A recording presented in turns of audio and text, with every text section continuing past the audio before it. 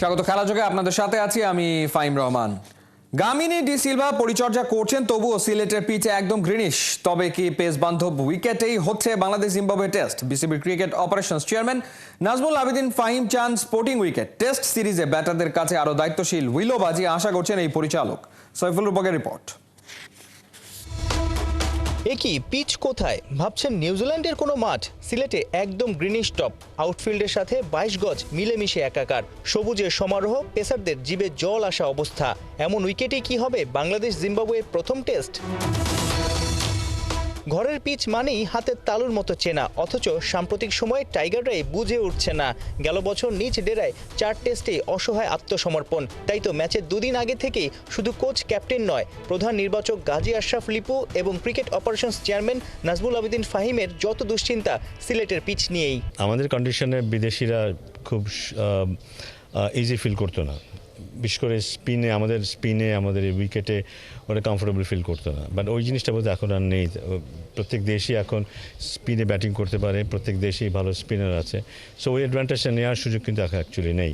এখন যেটা করতে হবে আমাদেরকে, হয়তো ভালো উইকেটেই ভালো খেলে আমাদেরকে জিততে হবে। সেটা একদিক থেকে হয়তো ভালো, এভাবে যদি আমরা জিততে পারি, ভালো খেলতে পারি, সেটা আমাদের দেশে ভালো খেলার জন্য যেমন প্রয়োজন হবে, বিদেশেও সেটা আমাদের কাজে লাগবে আমরা যখন বিদেশে যাবো টেস্ট ক্রিকেট খেলতে। শুধু পিচ নয়, ভাবনায় ফেলছে ব্যাটারদের ছন্নছাড়া অবস্থাও। বিশেষ করে লাল বলে জয়, জাকির, সাদমানরা বড্ড অধারাবাহিক। তুলনামূলক দুর্বল প্রতিপক্ষ জিম্বাবুয়ের বিপক্ষে কি ফর্মে ফিরতে পারবে বাংলার ব্যাটাররা? কিছুটা ডিসঅ্যাপয়েন্টিং ডেফিনেটলি। ওরা যেভাবে শুরু করেছিল, এক্সপেকটেশন তেমনই ছিল যে বাই দিস টাইম ওরা হয়তো দাঁড়িয়ে যাবে। বাট অনেক সময় কারো সময় লাগে এবং সময়টা দিতে হয়। আমরা দেখেছি কারো ক্ষেত্রে কিন্তু সময় দেওয়ার পর আমরা দেখেছি সেটা ইতিবাচক রেজাল্ট এসছে। আমাদের দেশে আনফর্চুনেটলি আমরা যথেষ্ট পরিণত খেলোয়াড়দেরকে কিন্তু জাতীয় দলে নিয়ে আসতে পারি না। পরিণত হওয়ার আগেই ওদেরকে জাতীয় দলে নিয়ে আসতে হয়। তো ওই সুযোগটা অনেক সময় দিতে হয়। অনেক সময় কারো ব্যাপারে এমনটা দাঁড়ায়, ব্যাপারটা ফেল করলেও ভেতরে আপনার গাট ফিলিং বলবে যে না, ওর মধ্যে এখনও সেই জিনিসটা আছে, ও হয়তো পারবে। অনেকের ব্যাপারে আবার সেই গাট ফিলিংটা কাজ করে না, হয়তো কিছুদিন খেলার পরে বোঝা যায় না ওকে দিয়ে হবে না। সো আমার মানে যাদের ব্যাপারে গাট ফিলিংটা সেরকম হয় যে হ্যাঁ ওদেরকে দিয়ে হবে, আমার মনে হয় ওদেরকে সুযোগ দেওয়া প্রয়োজন, কোনো এক সময় ওদের দাঁড়িয়ে যেতে পারে। জিম্বাবুয়ের বিপক্ষে একচেটিয়া দাপট দেখতে চায় বিসিবি। রিশাদ হোসেন ঠিক যেমন দাপট দেখাচ্ছেন পিএসএলে, পরপর 2 ম্যাচে 3টা করে উইকেট। ক্রিকেট অপারেশনস চেয়ারম্যান বড় স্বপ্নই দেখছেন এই লেগ স্পিনিং অলরাউন্ডারকে নিয়ে। ওর সাথে কালকে কথা হয়েছে এবং ও খুব ফোকাসড আছে। ভালো রেজাল্ট করাটা খুব জরুরি। শুরুতেই ও ভালো খেলেছে, ওটা ওকে কনফিডেন্স দেবে, দলে ওর জায়গাটা একটু শক্ত করবে, যেটা ওর জন্য খুব জরুরি ছিল। ইয়াং একজন খেলোয়াড় এবং খুব বেশি অভিজ্ঞ না, বাইরেভাবে খেলার অভিজ্ঞতা নেই। সো আমি আশা করবো যে এটাকে দারুণভাবে কাজে লাগাবে। যখন ফেরত আসবে আমরা অন্য এক রিশাদকে পাবো এবং আরও পরিণত এক রিশাদকে হয়তো আমরা পাবো। বৃহস্পতিবার সিলেটে বিকেলের সেশনে অনুশীলন করেছে টাইগাররা। ওয়ার্ম আপ আর ফিল্ডিং সেশন উন্মুক্ত থাকলেও ব্যাট বলের প্র্যাকটিস করেছে ক্লোজ ডোরে। অর্থাৎ জিম্বাবুয়েকে পর্যুদস্ত করার রণকৌশল মিডিয়ার সামনে সাজাতে আগ্রহী নয় টিম বাংলাদেশ। সাইফুল রূপক, 71, সিলেট। নিজেদের পেস অ্যাটাকের মাউন্টেন দিয়েই টাইগারদের চাপে ফেলতে চায় জিম্বাবুয়ে। 6 ফুট 8 ইঞ্চির ব্লেজিং মুজারাবানি হতে পারেন ট্রাম্প কার্ড। সিলেট টেস্টে গড়ে দিতে পারেন বড় পার্থক্য। বৃহস্পতিবার প্রথমবার অনুশীলনে এসে বৃষ্টির বাঁধায় পরে সফররতরা তাদের কার্যকলাপে পরিষ্কার, টাইগারদের হারাতে জমাট ছকই আঁকছে। সাইফুল রূপকের রিপোর্ট। সাদা বোর্ড জুড়ে কর্মপরিকল্পনা, সফেদ ড্রেসে কি টাইগারদের হোয়াইট ওয়াশ করার লক্ষ্য? প্র্যাকটিসে কার কখন কি কাজ, কোথায় করতে হবে উন্নতি, হয়তো লেখা আছে সবই। জয়, জাকির, সাদমান, মমিনুল, শান্তদের দিকে ধেয়ে আসবে এমন গতিময় ইনসুইং সামলাতে পারবে বাংলার বাঘেরা? জিম্বাবুয়ের এক্স ফ্যাক্টর নতুন বলে তুরুপের তাস ব্লেসিং মুজারাবানি। অনেকে মজা করে বলেন মিস্টার মাউন্টেন। 6 ফুট 8 ইঞ্চি উচ্চতা। ডেলিভারির সময় মুজারাবানির হাত উঠে যায় আরও উপরে। ভেবে দেখেন, উচ্চতায় অনেকটা খাটো হওয়া বাংলার ব্যাটারদের জন্য এই লম্বা পেসারের হাত দেখে দ্রুত সব অ্যাডজাস্ট করাটা কতটা কঠিন হবে। ক্রিকেটের 22 গজে ফ্র্যাকশন অফ সেকেন্ড দেরি হওয়া মানেই প্রতিপক্ষকে সুযোগ করে দেয়া। সিলেট টেস্টের বেশিরভাগ সময় আকাশ থাকবে মেঘলা। পেস বান্ধব পিচে স্বাগতিক টপ অর্ডারের জন্য বড় থ্রেটই হতে যাচ্ছেন ব্লেসিং মুজারাবানি। টেস্ট ক্রিকেটে জিম্বাবুয়েকে কালে ভদ্রেই দেখা যায়। এখন অবধি 10 টেস্টে 41 উইকেট নিয়েছেন মুজারাবানি। বাংলাদেশের বিপক্ষে খেলেছেন কেবল 1 টেস্ট। 2021-এ হারারের ওই ম্যাচে তার দখলে ছিল 4 টাইগার। বোলিংয়ে মুজারাবানি, ব্যাটিংয়ে ওদের আশা ভরসা দুই অভিজ্ঞ ক্রেগ আরভিন আর শন উইলিয়ামস। যদিও স্পটলাইটে বেন কারান। বিশ্ব ক্রিকেটে কারান পরিবার বেশ পরিচিত। বাবা কেভিন কারান খেলেছেন জিম্বাবুয়ের হয়ে, অন্য দুই ভাইয়ের গায়ে উঠেছে ইংল্যান্ডের জার্সি। মজার ব্যাপার, স্যাম কারান এখন আইপিএলে, টম কারান খেলছেন পিএসএলে, আর বেন কারান জিম্বাবুয়ের লোগোতে লাল বলে দুতি ছড়াতে এসেছেন বাংলাদেশে। স্বাগতিকদের কঠিন পরীক্ষায় ফেলতে চায় জিম্বাবুয়ে, যদিও প্রথম দিনের ট্রেনিংয়েই বৃষ্টির বাধা। কেবল মিনিট 40-এর মতো ট্রেনিং করতে পেরেছে আফ্রিকার দেশটা। সাইফুল রূপক, ৭১, সিলেট। দারুণ টেস্ট মেজাজ, উইকেট আঁকড়ে পড়ে থাকার সক্ষমতা, সঙ্গে সুপার টেকনিক। জিম্বাবুয়ের বিপক্ষে নজর কাড়ার অপেক্ষায় উইকেট কিপার ব্যাটার মাহিদুল অঙ্কনকে নিয়ে দারুণ আশাবাদী অলরাউন্ডার মেহেদী হাসান মিরাজ। সুযোগ পেলে অঙ্কন বাজিমাত করবে, এমনটা বিশ্বাস করেন সাবেক নির্বাচক ও কোচ হান্নান সরকার। নাইয়ান বিন জসিমের রিপোর্ট। টেস্টে বাংলার সেরা উইকেট কিপার ব্যাটার মুশফিককে টপকে মাহিদুল অঙ্কন সফল বল ধরার চ্যালেঞ্জে। মজার এই ছবিটার মতোই অঙ্কন বাস্তবেও হয়তো চাইবেন সাদা পোশাকে মুশিকে টপকে যেতে। জিম্বাবুয়ের বিপক্ষে হোম সিরিজে অবশ্য অঙ্কনের সুযোগ মিলেছে আরেক উইকেট কিপার ব্যাটার লিটনের পিএসএল খেলতে যাবার কারণে। আপাতত অঙ্কনের পৌষ মাস, লিটনের সর্বনাশ। ইনজুরিতে পড়ে লিটন পাকিস্তান থেকে ফিরেছেন দেশে।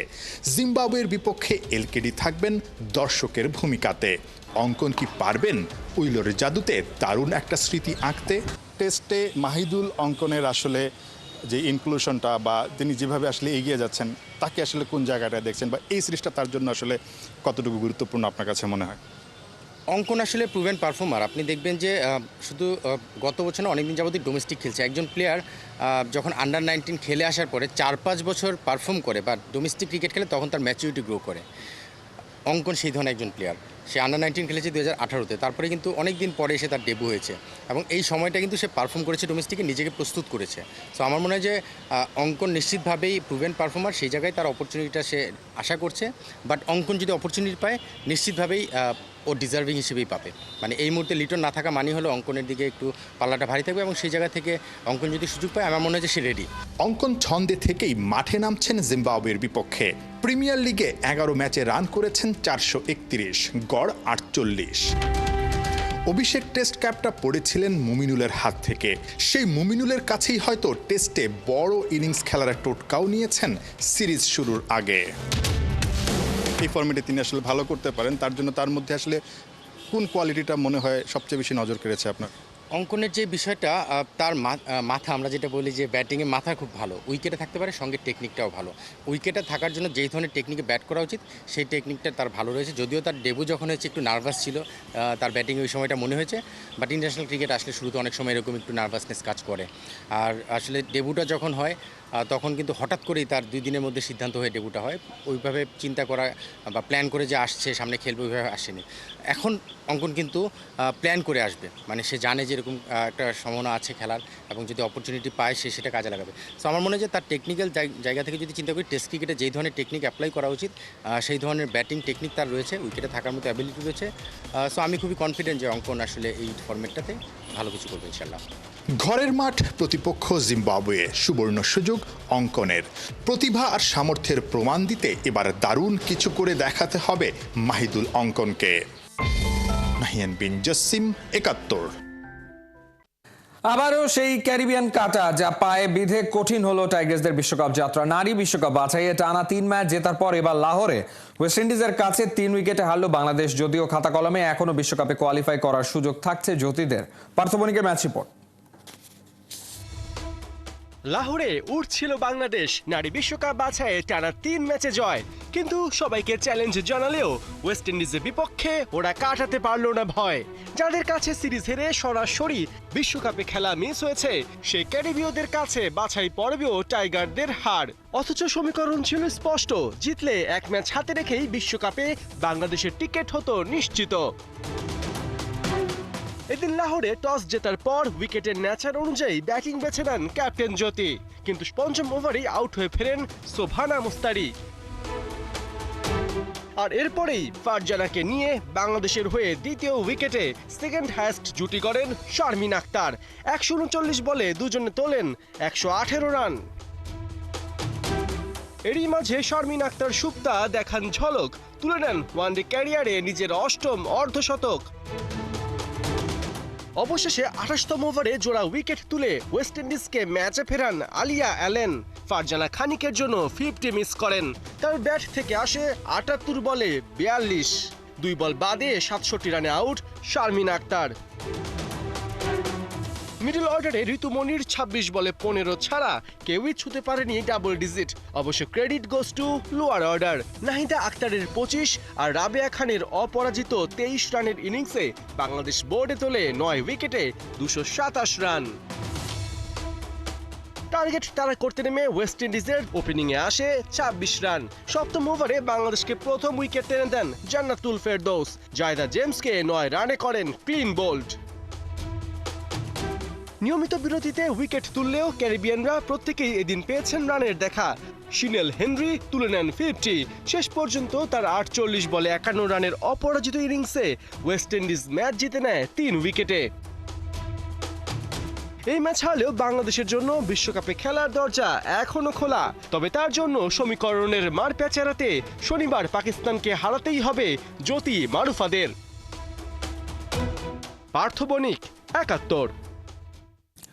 প্রথমবারের মতো দেশের সরকার প্রধানের সফর সঙ্গী হচ্ছেন ৪ জন নারী ক্রীড়াবিদ।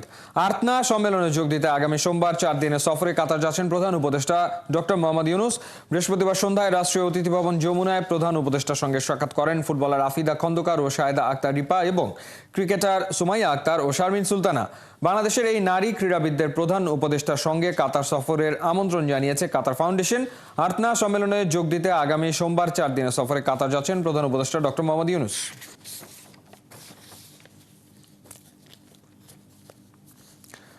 কোনো প্রোপাগান্ডাই কাজে লাগলো না রিয়াল মাদ্রিদে। ইতিহাস বদলে পারল না আর্সেনালকে হারাতে, লিখতে পারল না কামব্যাকের কোনো গল্প।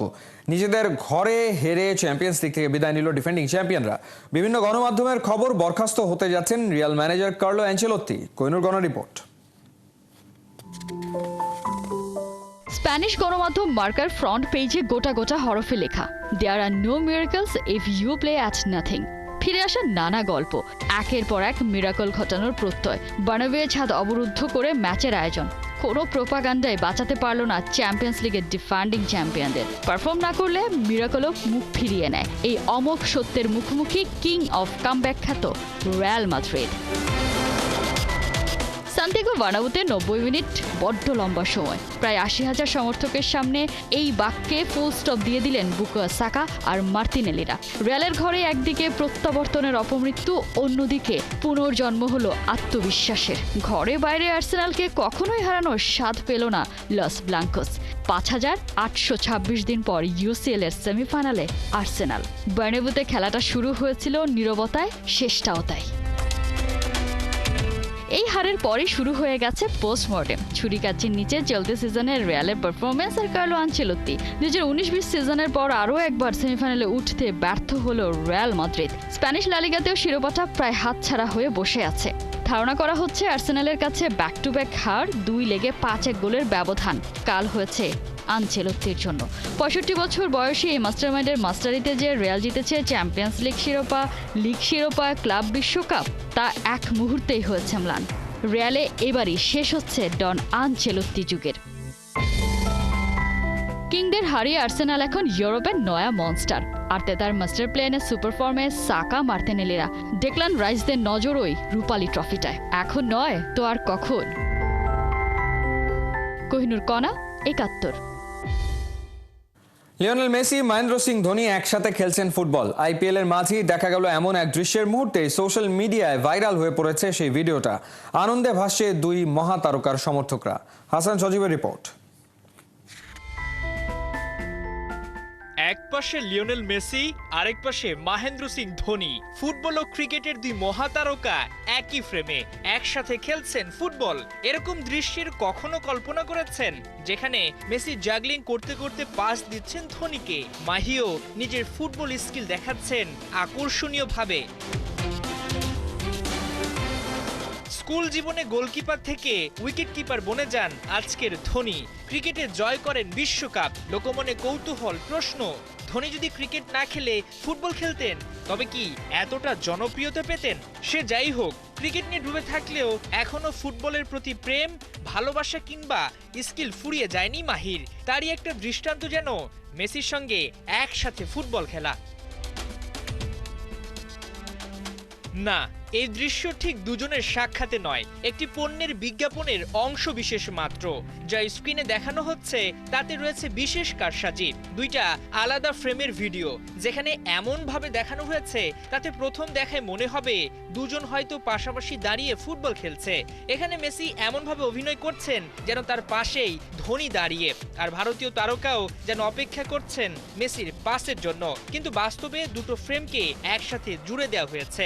সে যাই হোক, দুই মহাতারকার এমন দৃশ্য নিশ্চিতভাবে ফ্যানদের খানিকটা আনন্দ দিয়েছে। তবে এডিট করে হোক বা কারসাজি, দুই তারকাকে একসাথে দেখতে পাওয়া দারুণ ব্যাপারই বটে। দুই সেক্টরের দুই স্টারকে ভবিষ্যতে সামনাসামনি একসাথে ফুটবল খেলতে দেখে অবাক হওয়ারও খুব একটা কিছু থাকার কথা নয়। হাসান সজীব, ৭১। এ ছিল এই মুহূর্তের খেলাযোগে সরাসরি সংবাদ অনুষ্ঠান। দেখতে চোখ রাখুন ৭১-এর ফেসবুক পেজ এবং সাবস্ক্রাইব করুন ৭১-এর ইউটিউব চ্যানেলে। ৭১-এর সাথেই থাকুন।